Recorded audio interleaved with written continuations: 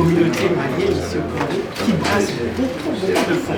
Nous le savons et nous voulons aller vers eux pour les rassurer et pour leur demander de sortir un petit peu des petits commerces ou du commerce pour aller vers l'investissement. Parce que c'est ça la ZLECAf. La ZLECAf, c'est d'augmenter les investissements intra-africains. Ce n'est pas seulement pour le petit commerce. Donc c'est une très bonne chose que nous ayons reçu le DG de la Mali, qui lui va s'adresser tout à l'heure à la diaspora.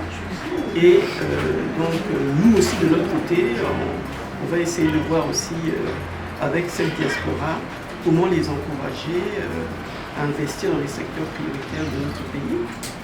Et nous également, lorsqu'il y aura le forum donc, Investir au Mali, nous allons venir avec le secteur privé congolais pour voir aussi dans quelle mesure ils peuvent investir au Mali et voir comment on peut avoir des échanges d'expérience et d'expertise entre les deux pays. Tout à l'heure, nous avons parlé du secteur de l'agriculture, de l'élevage. Nous savons que vous avez une très bonne expertise dont vraiment le Congo a besoin.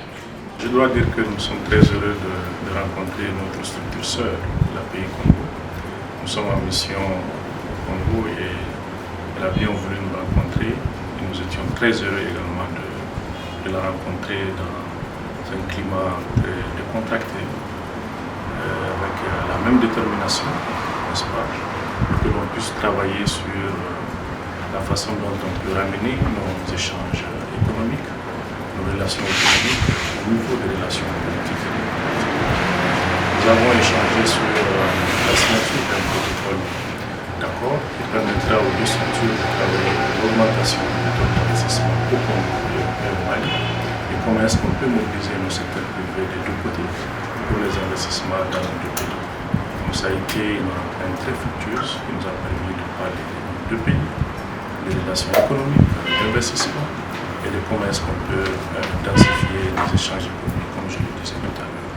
La réflexion continue, un projet de protocole est disponible et sera enrichi par la suite de part et de l'autre côté jusqu'à avoir une monture beaucoup plus améliorée qui répond parfaitement aux besoins du Mali, des deux entités, pour ensuite passer à la signature qui pourra se faire ultérieurement.